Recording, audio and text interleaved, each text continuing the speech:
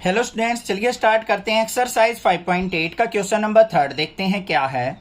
If function कोई दे रखा है हमें interval -5 to 5 belongs to real value is differentiable function.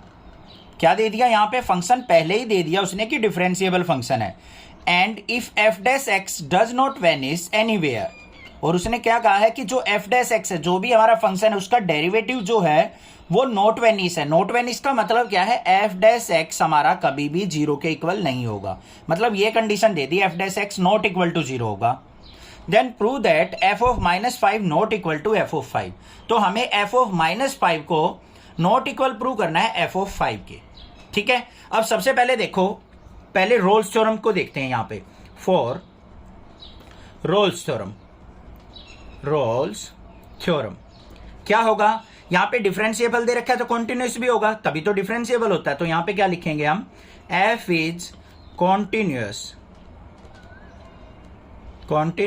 In a to b. कोई भी इंटरवल हो, हमें तो ये देखना है बस एफ क्या होना चाहिए? कॉन्टिन्यूस होना चाहिए ए टू बी।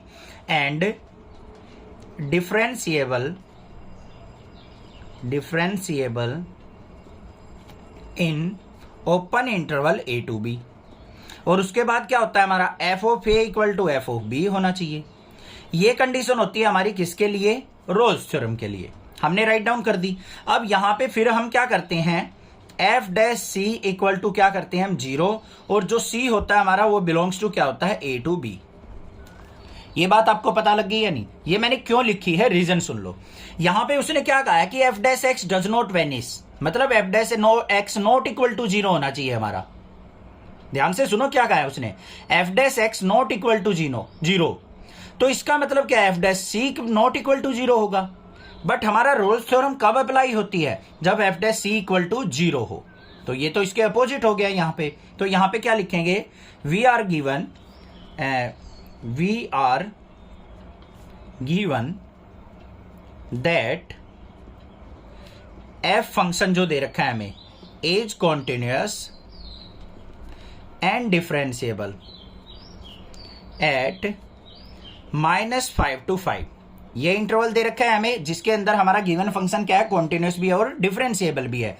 तो यहां पे f dash c not equal to 0 कह रखा है उसने। F dash x equal to not 0 कह रखा है ना, पहले ये लिख दो बेशक, f dash x not equal to 0। इसका मतलब f dash c not equal to 0 होगा। बट ये कंडीशन तो हमारी किसके अंदर अप्लाई नहीं होती? रोल्स थ्योरम में अप्लाई नहीं होती। तो यहां पे क्या हो जाएगा हमारा? F of a not equal to f of b हो जाएगा। इसका मतलब तो यही हुआ ना कि हमारी जब रोल्स थ्योरम ही अप्लाई नहीं हो रही तो f of a not equal to f of b होगा। तो ये कर दिया हमने। ए की वैल्यू क्या है? F of -5 equal to not equal to क्या हो जाएगा? एफ ऑफ 5 के। बस ये चीज लिख के नहीं दी हमें, हैंड्स प्रूव्ड। समझ में आई बात? क्लियर है? बिल्कुल आसान सा काम था। ध्यान से सुन लो एक बार और। हमें क्या दे रखा था? कोई भी फंक्शन दे रखा है, उसको डिफरेंशिएबल भी बता दिया। डिफरेंशिएबल है तो वो कॉन्टिन्यूस भी होगा बच्चों। अब कॉन्टिन्यूस और डिफरेंशिएबल हमारा कब होता है? रोल्स थ्योरम में भी होता है, मीन वैल्यू थ्योरम में भी। बट अगर मैं रोल्स थ्योरम को लेके चलूं तो हमारी एक कंडीशन और होनी चाहिए, f of a equal to f of b होनी चाहिए। और जो हमारा एफ डैश सी होता है वो 0 के इक्वल होना चाहिए। ये चीज तो पता लग गई आपको रोल्स थ्योरम में। बट इस क्वेश्चन के अंदर हमें फंक्शन तो कॉन्टिन्यूस और डिफरेंशिएबल दे दिया, बट जो हमारा एफ डैश एक्स है, मतलब एफ डैश सी, वो हमारा डज नॉट वेनिश का है, मतलब नॉट इक्वल टू 0 होना चाहिए। वेनिश का मतलब 0 नहीं होना चाहिए। बट यहां तो उसने क्या कह दिया? नॉट इक्वल टू 0 है और होना चाहिए हमारा इक्वल टू 0। तो ये कंडीशन सेटिस्फाई नहीं कर रही। इसका मतलब जो हमारा एफ ऑफ ए है वो नॉट इक्वल टू होगा एफ ऑफ बी के, क्योंकि कॉन्टिन्यूस और डिफरेंशिएबल तो उसने दे ही रखा है। तो इस कंडीशन की वजह से हमारा ये f dash c not equal to 0 हो रहा है। तो यहां पे क्या करेंगे? ए की वैल्यू -5, बी की वैल्यू 5, ये भी नॉट इक्वल टू होगा। बस यही चीज हमने लिखनी थी। अब तो आ गया होगा समझ में? क्वेश्चन क्लियर है? इसमें छोटा सा ट्विस्ट है बस, ये क्वेश्चन के अंदर छोटा सा कंसेप्ट है, वही सीखना है बस कि इस कंडीशन की वजह से हमारा जो क्वेश्चन है, जो फंक्शन है, वो रोल्स थ्योरम को सेटिस्फाई नहीं कर रहा है। बस वही लिख दी हमने।